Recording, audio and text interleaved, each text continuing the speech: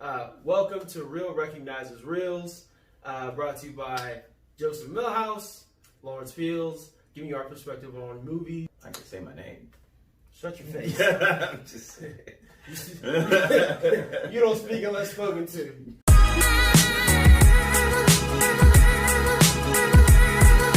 Welcome to Real Recognizes Reels, where we do TV, film, and movie reviews. I understand that film and movie are pretty much the same thing. I don't need your judgment. I was going to let it slide. I appreciate you. The reviews are brought to you by myself, Lawrence Fields. And I'm Joe Millhouse, the brains of the operation, actually. Yes. And the talent. Yeah. Take back the It's a Christian channel. So anyway, and today we're going to review the film Uncut Gems, brought to you by Safdie Brothers. Film takes place in year 2012. Great movie. Well, I was going to say that. My bad. I was going to say that. So, Adam Sandler stars in this film that takes place in 2012. I'm assuming sometime around summer, maybe around like April time, June time frame. Maybe. April, May. Yeah, so East Semi, so around April, May time frame of 2012.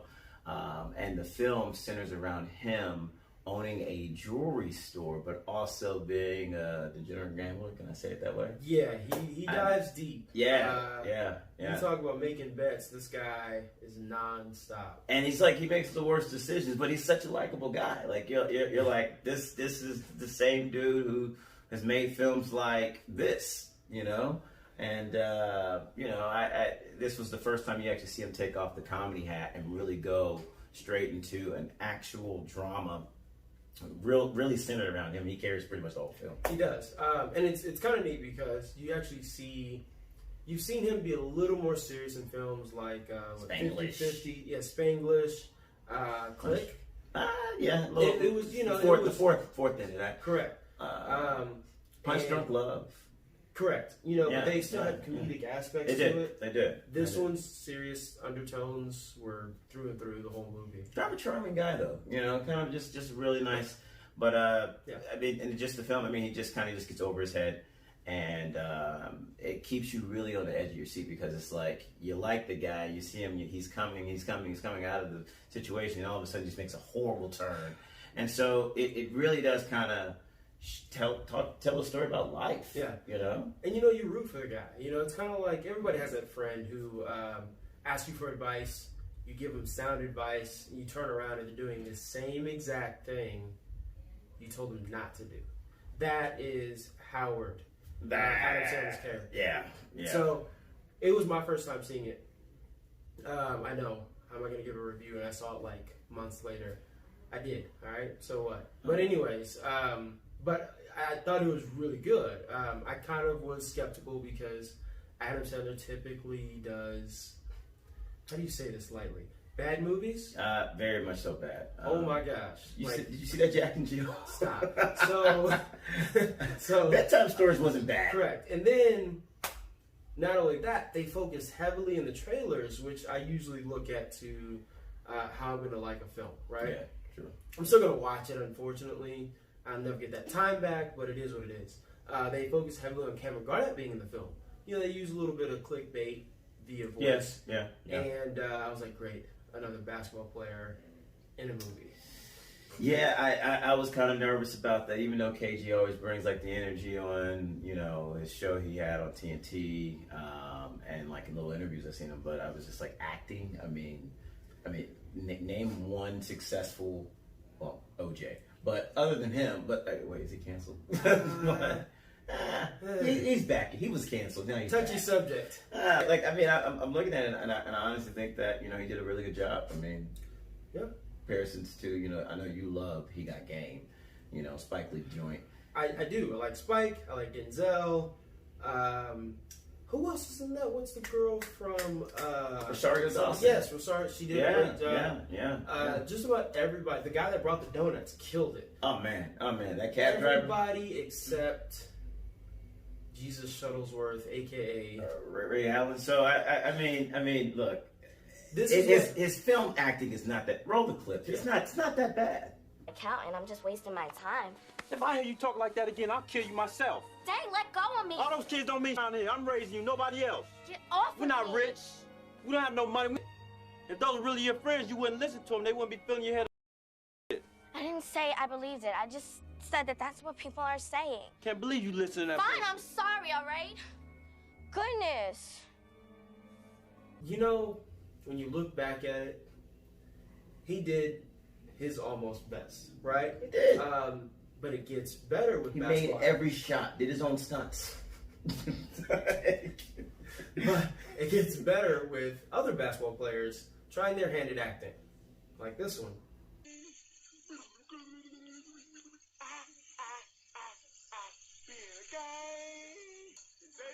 Love me or what? Woo! Especially now. So. Français. I love it. Beaucoup, beaucoup, beaucoup. Big Diesel, you were the man. Straight up. Greatest center. Hey, you can even go for GOAT discussions. Just not in acting. But you're that guy. He got better over time. Yes. He wasn't that bad. Do I need to roll that clip back? He was, and Uncle Right. Drew, he wasn't that bad. I mean, it's just when you see him in hammer pants and an entire garbage can. I mean, yeah.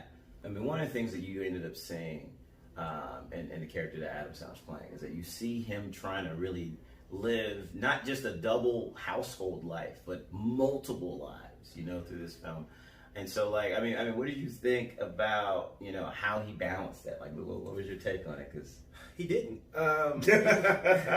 He tried his best. And the cool part about it is the movie, obviously with the budget, it was, I want to say Netflix backed it. Even though it still hit the theaters, you could tell that they did a smart thing by just picking up in the middle of the turmoil, right? Yeah. So they didn't give this huge backstory between his life, where he started. They didn't, you know, it actually opens up in a very weird place. I'm not going to say where. I want you to see the movie. But the fact that they just kind of dive right into him being in the thick of it. And so I thought that was a really good idea to just start off strong. And it's the ebb and flow of movies. Usually it's like, okay, there's a high moment, then a low moment. But they, like he said it best, it keeps you on the edge of your seat because you're like, okay, he's going to make it out of this. And then he does something dumb. yeah. Every time. I think the part that really got me was the scene where, you know, he's at his kid's, it looks like a recital or some type of play, and there's a group of people that he's been dodging that he owes money to, and so him and his family, meaning Adam Sandler and his family, they're all sitting together about to watch, you know, his daughter perform, and all of a sudden he looks back and he sees these two goons that have been following him all day. You actually see them in the film where they've already kind of put hands on him.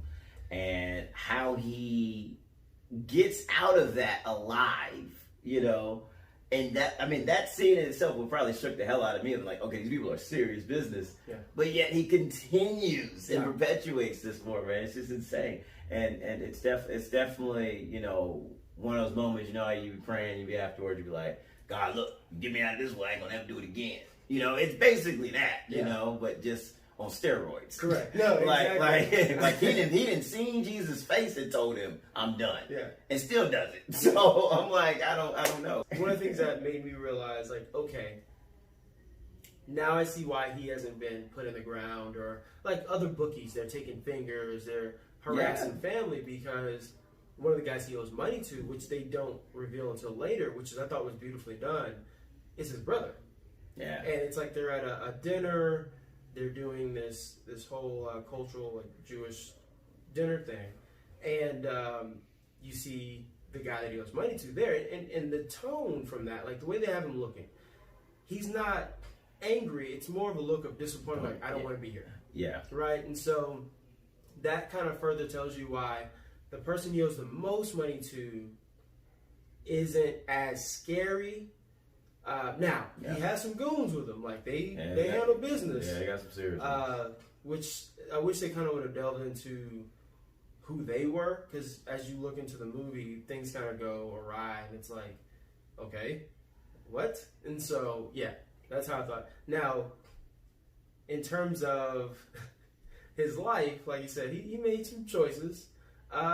He had a side piece, Julia. I think she wins side piece of the year. I'm not gonna lie. Like, she was pretty down. Made some poor decisions. Yeah. she was pretty down. Yeah, like she didn't harm his business. No, she helped make money. Yeah. Bro, how many? We don't advocate side Nah, pieces. we out the game. Black men don't cheat. Monogamy, 2020. you know, all the way.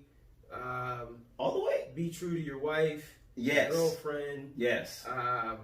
Husband, boy, especially your husband. Like, he does so much for you. Absolutely. I'm getting off this train. But still, though, he just dropped 165 grand. Said, "Run this. I got a helicopter for you. Drop this. Don't even open the bag." Yeah. Sure didn't even open the bag. She's like, "I don't even know what's in this bag. It was a Louis bag." Oh yeah, and it's funny because She dropped 100. Give a woman $20. She ain't probably gonna get. Yeah, come on, man. you won't get the change. You won't get back. Again, we believe that women are thieves and they take money very seriously and find. You tell that to Tyson. Nothing like a 90s joke that won't go over millennials' heads. Anyways. That's so true. The funniest part about it, there's a scene where Julia, mind you, it's 2012.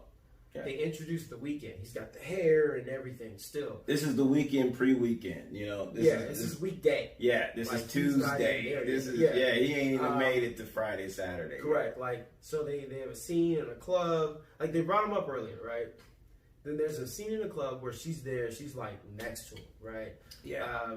She's kind of groupie of the year, but she's not being a full groupie. This is one of the cool things about Julia is, like, right, she was actually chilling, and The Weeknd was pushing up on her, right?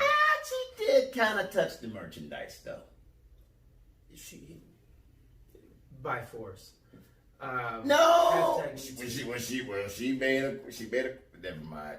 Anyways. Fast forward this one. That was the slip up. Okay, that's the only reason why she gets knocked from an A plus to like an A. Correct. Because still 160 grand, and then had another dude who probably still had more money. Yeah. Then Adam Sandler's character did, right? Oh, yeah. I mean, No, you're the absolutely granny was right. creepy. I mean, like, look. Ric Flair meets Neil Diamond. But with a thyroid, an overactive thyroid. Stop. Like, I mean, it's out here. Like, I'm just saying. Come on, man, I'm so serious. It's like, you work out your neck? Like, I didn't give her this much. She wasn't a dumb side piece. Not that side pieces are dumb. Again, we don't advocate side pieces. you but gotta respect them, though. Calling a side piece dumb is I still disrespectful. said I didn't call him dumb. So, anyways, she put together a plan. So while she's there, one of the bookies has his guys go down to find her to catch her. Doesn't quite make a lot of sense because the ticket's already been deposited. You literally have to wait for the money. So I think that's what they were waiting for. Is just that. Yeah. I think they were at what 1.5 million. I think it was, for some reason, I think it was over 100 million. I don't think he would have gotten excited for the million. But maybe. Well, he only put down 160. Yeah, but he hit a parlay. That's true. He hit a parlay. I So don't know parlay. but anyways, I've I've seen Pirates of the Caribbean, and a parlay just means let's not kill each other. Let's have a meeting, right? Yeah. Yeah. It's like the trifecta. Like this happens, this happens, this happens. I'm not a degenerate, but whatever. Okay. You know, Live your truth, bro. it's all right. But anyway, so she puts together a plan so that she's not found. The dude, the Neil Diamond Ric Flair guy, has been like kind of hitting on her, but he wasn't overtly hitting on her. He was just like, "Hey, come up to the room." Now they say that loud. I don't think you can get away with saying you're hot. You're so hot. You're hot. I just think you're so hot. Like, I don't think you can say that now. Can you say that? That's not up to us. We're not going to mansplain what can be said. I don't. Anyway. Write in the comments. Joseph Millhouse at. Hey, look, I'm out the game. I'm out. I'm done. So anyway, she put together a plan to have him. I mean, it's a lot of money, but obviously he's got it too. To have him carry out the bags and like get to the spot to avoid the guy, and it was just she did a great job with that. Another character I thought was kind of interesting was Damani, played by Lakeith Stanfield. Yeah, Stanfield. Yeah. Solid actor. Man. No, seriously, Like straight up. And he's just blowing up. And it's funny because when you first see him as they walk into the jewelry store, you think it's just another guy. He's got another dude with him. You think he's just there buying stuff, but he's actually... He's the middleman. So Yeah. he's the plug. He's the connect between Adam Sandler's store and going out and finding like athletes and rappers and all Celebrities. that. Celebrities, yeah. So he's kind of the front man, but he's also selling his own stuff out of the store. So. That was the plan. So when you're dealing with a gambler, you can't really trust him. That's true. Through and through. So he's got his homeboys' watches. He's like, hey, I bring you people, you push my watches, cut me in on the deal, right? Yep. Adam Sandler sees his own way throughout the whole movie, and it's like, I'll get to that eventually, and then it just piles up. So it never really gets to that. Yeah. How about the fact that he hawked KG's ring? Like his championship ring. Like that's insane. If you add a timer, I don't even know how long it was, but I want to say 30 seconds after Wait, the Lawrence, score. we got a green screen. Add timer. They're not supposed to know that. Oh. He ends up in another pawn shop where he owes money to already. Already, man. To buy money to place a bet. That KG is going to do well in this game because, KG has now somehow fallen in love with this uncut gemstone. Yeah. So. And not to mention... Ruble? Yeah. No, not it was ruble. It was a Opal. Opal. So you saw the movie twice. Anyway, and it's crazy because, mind you, this isn't something that was given to him. He was literally just... Sorry, you don't like that. He was literally given the ring as like a, hey, I'll hold the opal, and you hold my ring. So there was supposed to be an exchange back. He takes said ring and pawns it.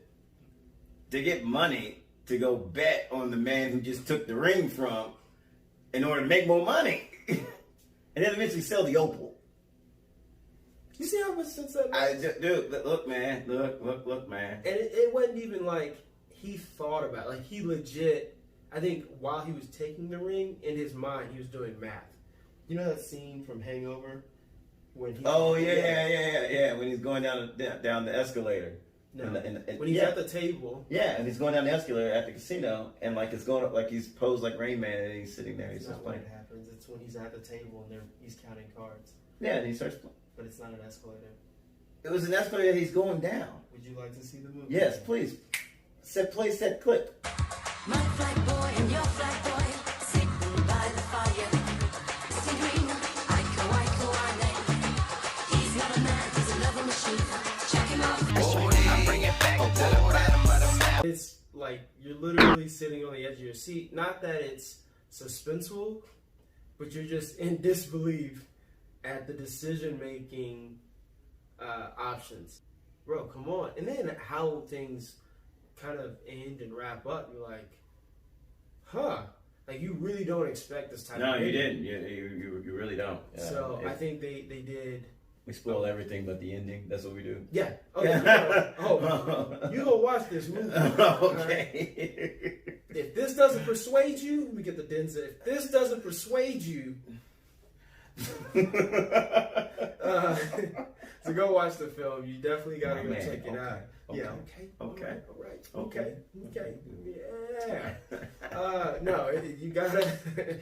I guarantee you. You may have passed on it like I was going to, and the fact that it only played in like 7 theaters in the country. But don't let that jar you back. Let this review let you know it's the way to go. I actually do feel kind of played at Adam Sandler because so the reason why I wanted to watch is because Adam Sandler and Garnett, they did an interview with Bill Simmons. Okay. So I listened to Bill Simmons' podcast, and I mean KG, arguably I would say probably one of the best storytellers that I've heard in a long time. He just brings you into it. It's just very intense when he's speaking, kind of bring you into the story. But like Bill Simmons, before they came on, before he even did the pod or released the pod, maybe he was like, "This is a film that Adam Sandler should be nominated for an Oscar." And I heard that, like I was like, "What? Adam Sandler, Jack Oscar? and Jill? Yeah, no. Like, come on, But He was both Jack and Jill in the same film. And this wasn't like... this wasn't 95, 96, 90 Professor time. Not only that, you're right. And it wasn't like this woke period where people can be who they wanted. He was both Jack and Jill. Look, bro, I know you can't be hard up for that kind of money, brother. Don't watch it. That's what I'm saying. Watch the trailer, that's all you need. It's like White Chicks, but with one white man who's actually white. So it's not like White Chicks. But it is like White Chicks. I guess it's time we give our review. our rating, right? What did we just do? Review. No, what are you rating it? I liked it. Personally, I gotta give it a 7.5, Wow. maybe a 7.6 out of 10, only because the movies I'm putting at like 8s and 9s, it's not that close to, but it was an unsung hero of a movie for 2019. I think it caught me off guard. And so since it caught me off guard, I'm giving it a little bit higher rating. I'm giving it an 8.5. And the reason why I'm giving it an 8.5, even though I watched it the second time, it's still just such a well put together story. And I love any film that does not go the way that I think it's going to go. If it's unpredictable, where I'm like, okay, I'm thinking one way and this goes completely opposite.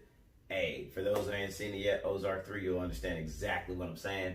Like, you just can't guess these things, So that's why I'm like, I got to go that high because, you've pretty much seen the same stories. They're all retold. That is very fair, and this takes it a different direction, which is why I gave it the 7.5 and a half. So, okay, that's your half. That's the half. Okay, that's the suspense factor. But hey, we appreciate you taking time out of your day straight up to check out Real Recognizing Reels.